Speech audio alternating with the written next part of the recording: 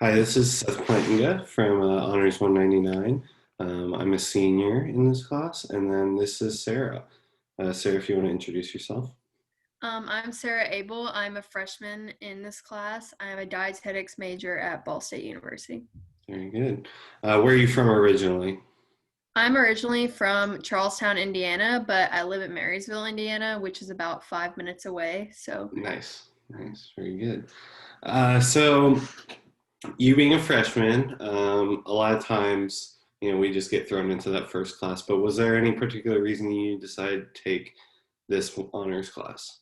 so originally when I made my schedule, since I was a freshman, I got like last scheduling and there weren't a lot of classes open to me. So they put me in Honor 201 and Honor 203.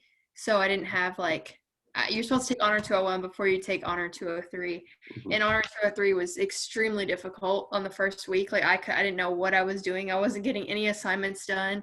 It just wasn't working with my schedule. So I think it was the Tuesday of the class when we were supposed to have the Zoom that morning. I messaged my advisor and I was like, I need to switch out of this class.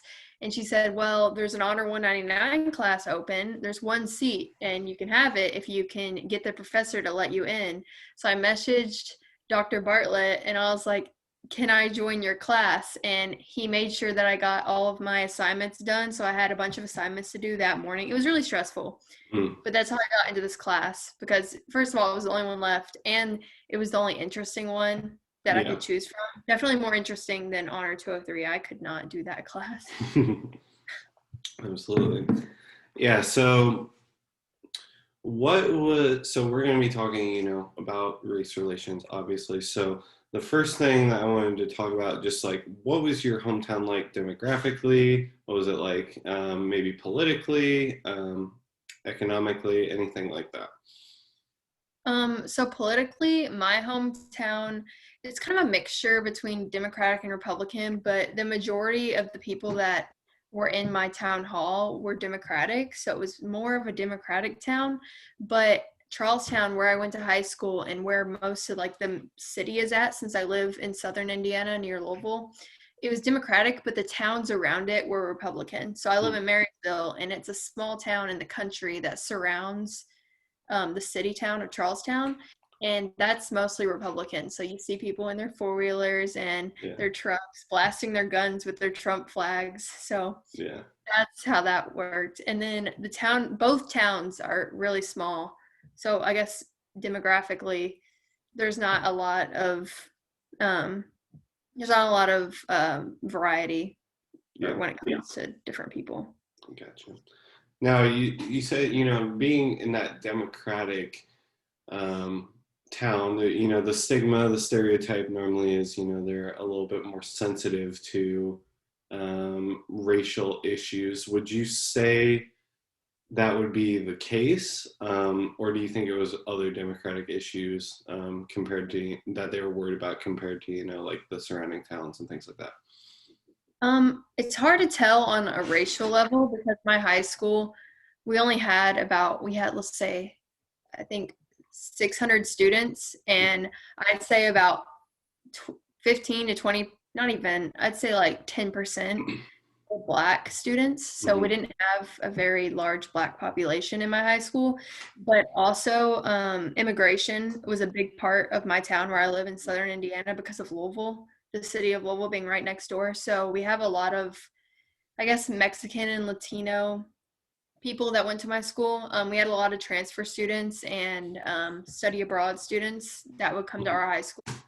So on that level, I guess the democratic idea of immigration and studying abroad, we had a lot of students in my Hmm. school with that. But in my town, like as a whole, it's kind of hard to tell. Gotcha. So, with that being said, you said you had like a good Hispanic population or slash Latino population. You had a small Black population, so then I assume the rest is white. Do you think there was any type of divide with the white students and the Latino students, and then also the white and the Black students, or and then maybe even those Latino and the Black students? I don't think there was a large divide between the white and the black students because, I mean, there wasn't that many black students. So the ones that were just treated equally in my eyes because I'm white. So Right. I wasn't looking out. I mean, it was before I took this class. So I wasn't Mhm. looking for like racial differences or things that were happening. I was just kind of going about my life. But I could definitely tell a difference in the Hispanic students and the white students because most of the Hispanic students spoke Spanish. They didn't speak English at all, or Right. only a tiny bit. So they were mostly in, I think is it ESL, English? Yeah, English second language. They were Okay. in ESL classes. And I took Spanish all 4 years of high school. So in my Spanish class, we would have students come in taking ESL, and sometimes we would have to communicate with them just to like learn Spanish. Like my Spanish teacher would make sure that we communicate with the other Hispanic students that went to our school, which I thought was kind of cool. So Mm, yeah, yeah. as far as that goes, there was definitely a difference. Gotcha. So, would you say that? So, from what it sounds like, it wasn't as much of a conversation, but would you say that race was like a conversation that was had in your schooling, or was it just kind of an unspoken thing? I think it was kind of an unspoken thing. We didn't have a lot of, even though I went to school in a Democratic town, we didn't have like classes, kind of like this class. We didn't have classes that were like this class Hmm. that taught us anything about it. And then I guess the only thing like where you would bring it up would be like on social media, like where people from other states and other cities would bring it up and then like we would get involved, but that was only because other places brought it up. Mm, It wasn't like a problem in our town that we had to bring up. gotcha. Um, what were some of the other identities that you or, maybe your classmates or your peers, what were some of those identities that you dealt with that might have also affected some of those racial dynamics? Um, I think it's like the small southern town identity, I guess. Hmm. Like the redneck idea. So, just that image of like a country hick person with like a huge icy and like cowboy boots. That was kind of like the thing in my school. Like we had kids that would come with mullets and cowboy boots, and we had like the school right next to us had a drive your tractor to school day. So I guess that was kind of the identity I had at my hometown. And then when I came to Ball State, it was kind of like I got a new identity, like who I actually was, because I'm not super country. I play sports and I'm kind of girly. So, like, I'm not really that identity. And when I came to Ball State, there was so much more diversity that I could actually, like, be who I wanted to be without having to, like, stay in that small town vibe, Right. if that makes sense at all. Yeah, absolutely. So since we're just on that Ball State topic, do you think um, was it like a culture shock for you coming to campus and there being more diversity than it was, or was that something you were expecting? And then what were like some of the first things you found yourself like navigating through? I think it was a culture shock for me because I'm not from a big city. Even though I live right next to Louisville, I didn't really like, I don't know, I didn't absorb anything that was happening because I was from a small town. So I just kind of kept to my small town beliefs. And like I could have went to Louisville and looked around at all the racial things that were happening. Like there's the Muhammad Ali Center and it's all these different like black owned businesses that were trying to get like, with the Black Lives Matter movement going on. And that same thing happened when like the movements and the protests were happening the same time I came to Ball State. So I kind of connected the two things with this class and everything that was happening in Louisville. And then they kind of connected for me since I live right next to Louisville. Um, I don't know. It's kind of Ball State's a lot bigger since it's in Muncie. It's a lot bigger than my town. And there's a lot more diversity at Ball State. So with all the different clubs and the protests and everything going on, it definitely was a culture shock to me. I never realized that it was like an issue, I Mm-hmm. guess, since I didn't really get involved or try to get involved. I never saw it as an issue until I took this class. And like the more that he brings up that like things that we can do and like the intersectionality, I never really thought about that, I guess. Like I thought all women were women and like if you're black or you're white, but it's two different things for black men and white women, the intersectionality that takes place. Gotcha. So, yeah. Yeah. So you were talking about the the protests and things that happened over this summer. I assume that you said you hadn't really thought about it that much, but was it even maybe being in a little bit more of a diverse area than your surrounding towns and cities? Would you say was there like a big was there any type of like protesting going on like where you were at, or would you have had to like travel to Louisville to see anything like that? So Jeffersonville is a larger town. It's right next to Louisville, so it's right across the bridge. Like right when you get to Indiana, it's Jeffersonville, and then a few towns over is my town. Gotcha. So there are protests in Jeffersonville since it's like a bigger town than my town, but there were none in my town. I would have to travel out to Jeffersonville, but that's like where I go grocery shopping. That's where I do like the majority of my stuff. Gotcha. So is that a big, well, obviously, it was a big conversation on social media, but was that a big conversation amongst like the friends you had in high school and things like that, like when that was going on? Was there outside of like the social media thing, was there much of a conversation going on around that? Yeah, so not a lot in high school because we graduated early because of COVID. Right. So we got out in like March, and the protests, like the really big protests in Louisville and Jeffersonville, didn't start till about June, I would say, of 2020. Yeah. And I was working at a plant nursery. That was my job in the summer. I worked at a plant shop, kind of close to Jeffersonville. It wasn't in Jeffersonville, it was a town right next to it, but it was like so close that there were protests down the streets and stuff. So like people would warn me like before I came to work to like be careful on the streets, like don't go out at night. And since like it's right next to Louisville, I would have people, I was on cheer teams in Louisville in high school. So I would have those cheer teams. I wasn't on them anymore once I graduated, but I would have like their parents on Facebook saying like, protect your families, board up your houses. Businesses were boarding up. There were police everywhere. Like on every single interstate exit, there was a police patrolling traffic since there was so much traffic from protests going on. So yeah, it was kind of crazy. So I haven't gone to Louisville. I've only went back. I used to go to Louisville a lot for like shopping, going to cafes, and just having fun with my friends. And I didn't go to Louisville the entire summer. I think I've been once in the entire 2020 year, which is kind of crazy. Yeah. So then just a side question. So you going to Louisville was pretty common then? Yeah. So like my house is probably about 35 minutes from Louisville. Gotcha. Makes sense. Okay. Yeah. So like what, when you came to Ball State, there was still very much, and there still is, but there was still very much that the protests going on. There was still very much a big conversation going on about it. I'm curious, coming from a freshman perspective, who's you lived in the dorm. You're living in the dorms, correct? Yeah.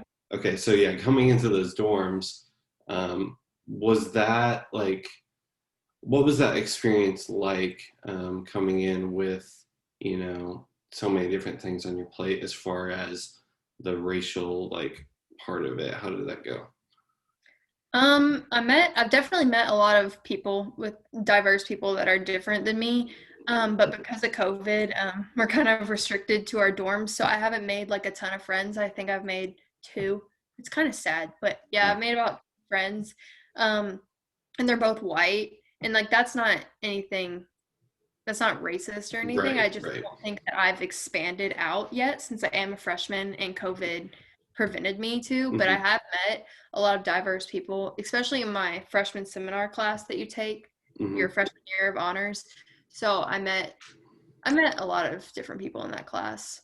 Cool. But yeah, I've probably met about like 15 freshmen that aren't white, but I only have like 2 actual friends. Yeah. So for you, it's a very unique situation, because, you can't, there's not a whole lot you can do. And I feel for you guys a lot. I feel really bad. But so based on, I'll just maybe direct it towards the, let's say, like the recent incident on campus with the Trump rally, right? Would you say, like, other than that, have you experienced any like things with racism, or how anything like that, like any big things that you've seen? Um, this is gonna sound stupid, but TikTok, I like TikTok.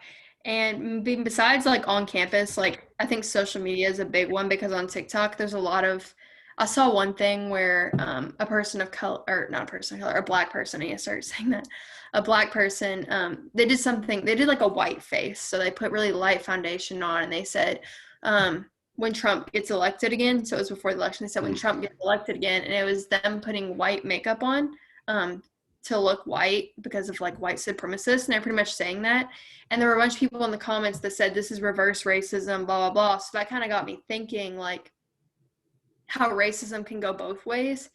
And that kind of combined like with this class, like I had a lot of questions that like we didn't go over about reverse racism and how that happens, but it is an anti-racist class. So I didn't really know how to ask, like, is racism a thing? So like that's one of the questions that I thought about, especially with like the Trump rallies and stuff, because I know that he supports white supremacists. Yeah. And so like I saw those things on TikTok. I just kind of combined the two, and I don't know. I still haven't like is it racist? Like I don't know if it's racist to ask like is reverse racism a thing, even though like racism can be towards any race. Right. Yeah. I don't think that's a racist thing to ask. I think the point of the class, was to learn. But now that you say that, that does have me thinking. Like, is there any like, what was like something that was in the class that you thought, it either like really struck you, or you like, maybe something else that we didn't get to talk about that you really kind of wish like. You knew more about, like what's something that you want to like continue to learn about after the class? I think it's the geography of Muncie, how it got segregated, and then like with the reverse racism, like white people, I don't think we're ever segregated. We segregated black people. So I guess that kind of answers my previous question. That kind of stuck out to me because I didn't realize, like I knew they were segregated, but I didn't realize how hard it still was, like even nowadays, to buy a house, and how they can't get land, or like their options are limited because of their race. I didn't realize that was still a thing today until and I mean I'm still curious like how like the different areas in different states are segregated. Gotcha. Yeah. Another question for you. How do you think Ball State as a whole, in your limited experiences, has done? How do you think they've done with addressing racism? And I think, when you interviewed me, I think I had a lot more to maybe go off being a senior. But yeah, what do you think about that? Well, I don't have a huge stance because I don't have a lot of experience, but from what I've seen in this class, like I would say yes, just because of Dr. Bartlett, like giving us the tools to like go to like those different things and support Black people. I don't know Ball State in particular. I don't know if they've done a good job, just because I haven't seen other professors like offer those tools besides the ones in this class. But this class is formed around anti-racism, so it makes sense for us to have those tools.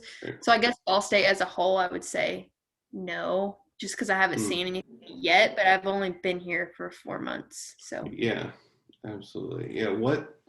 So do you think, and I don't think there's a right or wrong answer to this, but do you think that maybe the next step for Ball State is integrating some of those things into regular classes, or do you think it should be like this class, like you take a class or two or three or whatever about, the tools, and then you go and apply that to other classes? Or do you think maybe other classes should try and integrate it into their curriculums?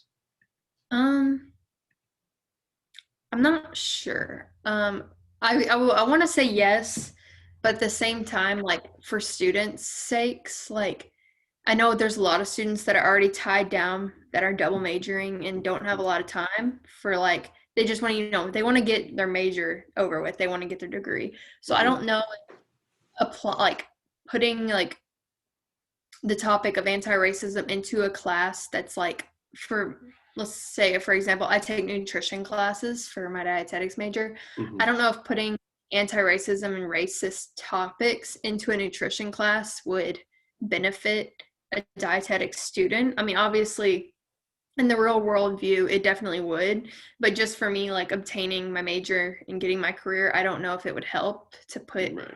those ideas into like a certain specific class. Mhm. But I do think that it should be part of the curriculum to take an anti-racist class or a class about racism. So maybe if Ball State offered a few more classes just besides an honors class on it, Mhm. maybe some regular classes on it, and even like diversity about like other cultures like Chinese culture and all these Mhm. different things that can be explored, and like racism through that. Only if they would just offer, I don't know, 3 or 4 classes to choose from and make it mandatory for you to take them at least like your freshman year. I Mhm. feel like that would be a lot easier than like disrupting your major's curriculum. Right. Um, and not to make this like me, but maybe like, specifically in the honors program, maybe it turns into, like the honors 101, maybe, you integrate it Yeah. there, things like that. So yeah, absolutely. Um, my next thing would be, what in your life, what has been like the biggest like time you feel like you've experienced racism? Like, was there like, because I know that you said that it was pretty understanding, where you were at, even with like the black students and the Hispanic students. But what, maybe there was an outside time that you felt like it. What would there be a time that you could point to? Um, I don't think there's an exact time Hmm. that I've seen racism. I guess in my sports, because I used to run track and cross country, and in track, usually it would be the tall black girls that would be the fastest, and they could jump the highest, and I did high jump, and I also did hurdles. So I was up against a lot of talented people, and so I would often get told that you have to work harder because you're not naturally gifted. Or like my teammates have once said, like about black runners, they would say, well, they have extra ligaments so they can run Mm, faster, so don't feel bad. And that's racist because yeah. everyone has to work just as hard to run. Hmm. So I definitely think that in my sports that I've played, I think it's really big. I also played basketball, tennis, I do cheer. So I see a lot of racism in the sports that I've played. Yeah. Do you think like, because I noticed that I kind of said a similar answer when you asked me that. Do you think that sports is like the biggest, like one of like the biggest like breeding grounds of that type of thinking, for kids? I think yes, because parents, they put their kids into sports. Like I started cheer when I was 4 years old. So that's kind of like I spent my days in the gym 5 days a week doing gymnastics and doing cheer until senior year of high school. So that was Hmm. kind of my childhood, was going to cheer practice and doing cheer. Yeah. And like on your cheer team, I have mostly had white cheer teams. I Hmm. think I had one mixed girl on my cheer team all of my years of cheerleading. Yeah. I don't know if that's a racist thing, just because I never explored it, or I never tried to look at it. Like if coaches like are racist and they don't take girls of other races, I don't know. I never really thought about that until like just now. But in track, I know that coaches recruit, and even in like pro basketball, they recruit like Black people over white people because of how athletic they are and like genetically talented they are. So yeah, I think that it's bred when you're younger in sports. Yeah. One thing I wanted to ask about was your learning experience before this class with racism or anti-racism, particularly in like, you know, like your high school and your middle school and before that. How do you think that was handled beforehand, or was it handled at all? My school, even though I was in a Democratic town, there was definitely a lot of Republican views. Since we are in Indiana, there were definitely a lot of Republican views in my high school, and they didn't really touch on racism. Racism was really rampant in my school since there were only a few Black students. And I can point out one, I guess this goes back to your next question. I just thought about it, Matt, your last question about like something racist that I've seen is there was a girl in my grade who was Black, and she would always get away with dress code. I don't know if it's just because of like who she was, or like she was well known throughout the school, or because of her color. Like I don't know, but we had a rule that was like no clothes below the knee, no like strappy shoulders, and every day she would wear a crop top and like shorts. So I don't know how she got away with that when everybody else would get in trouble. There were a lot of students that brought up like they would constantly tell rumors that like she got away with it because they're afraid to tell her because she's Black, or they don't want to get her in trouble because she's Black. Like she's getting away with it because she's Black. So like they kind of blamed it on her culture and her identity rather than just like going up to her and be like, hey, you're breaking the dress code. They like started spreading rumors about like her race, which I think is completely wrong. But so yeah, we didn't really learn about it. And then like teachers, whenever we went to them about it and we're like, how come, her name was Korea, we're like, how come Korea can get away with doing that and like we can't? And they would just say, oh, well, we've never seen her break dress code, when obviously they see her every day breaking dress code. So I don't think either they're purposely being racist and not catching her, or they're like trying to not be racist, even though like even we learned in this class that you can't be not racist, you're anti-racist. Being not racist is racist. So yeah, I think they definitely ignored things in my school. Yeah. Now, one thing I was thinking about was like maybe like your history classes, like when it maybe like how was like, do you think there was like a racist like viewpoint when it came to like how you know, like the history of, let's say, just US history? Do you think there was like a specific lens on that, and do you think how do you think that has affected the way that, you know, you think about things or anybody else thinks about things? Yeah, just like a lot of other people have said in this class, I mostly learned about just like Christopher Columbus and how he came to America and, you know, like made everything great. So I think it was sugarcoated a lot than it originally was. And I did have a world history teacher, and he was a little more, I guess, what would be the word for it? I don't know. He was just a little more harder on the topic, and he actually told us like what happened, but it was just him who he did it. Like personally, like as a teacher, he wanted to give us the real facts, but it was never in the curriculum to like actually teach us the real facts. It was all in like the history book, like white privilege and all of that. Yeah. Do you think that that needs like a complete overhaul in the way that we think about that in America and how we teach history? Or do you think there's like, do you think it can be salvaged? Do you think there's like tweaking that can be done, you know, that can really show, you know, like from an unbiased, you know, point of view? I think that's hard because I believe that we should teach kids about this stuff.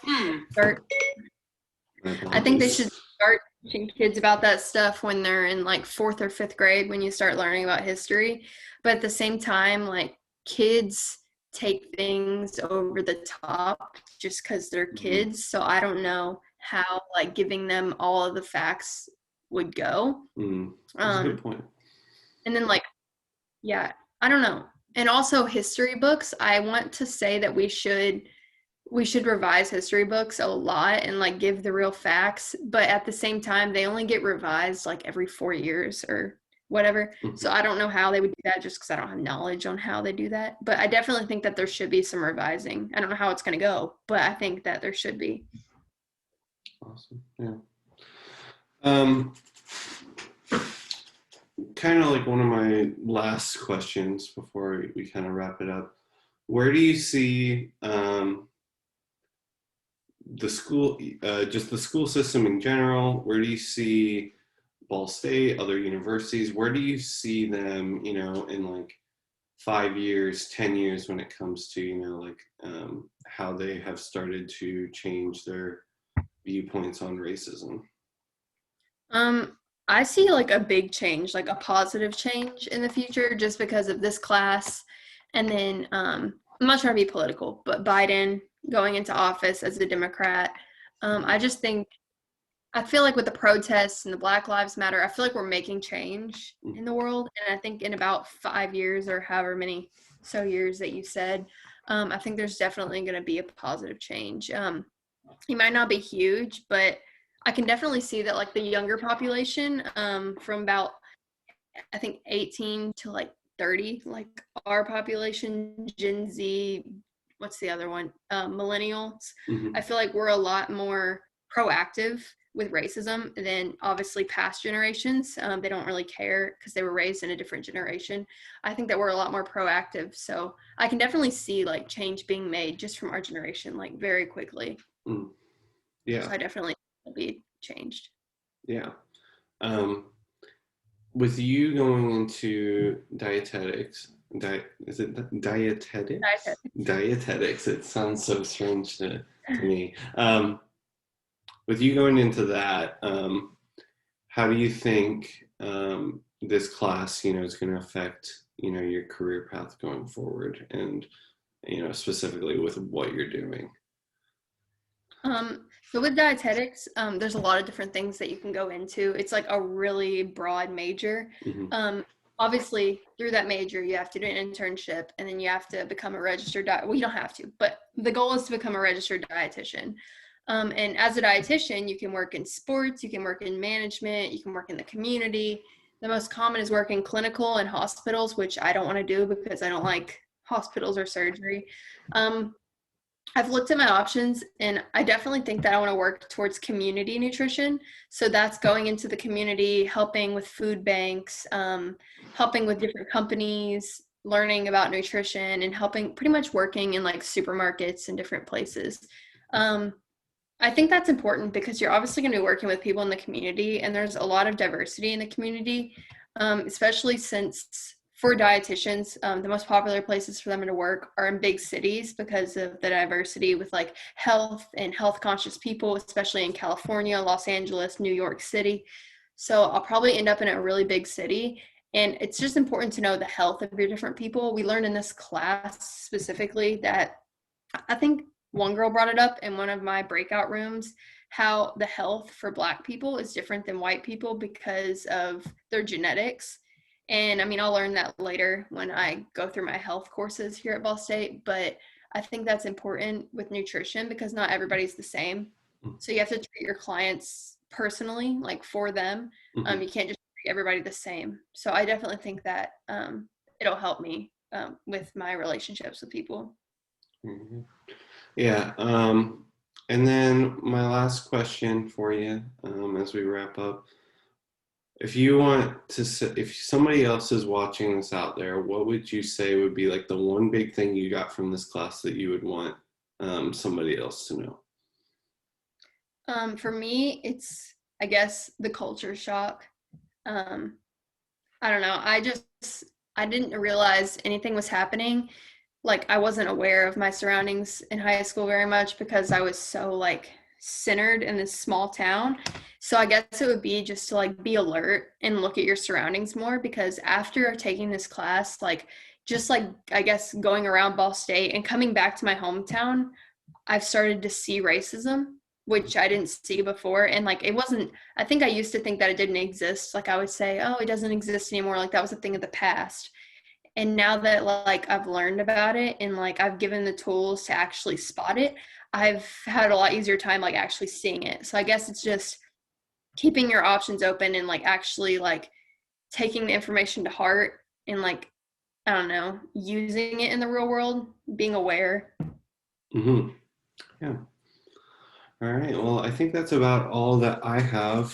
Is there anything else you would want to say before we wrap up? No. All right. Very good. Thank you, Sarah, for your time. And Thank you. yeah. Bye.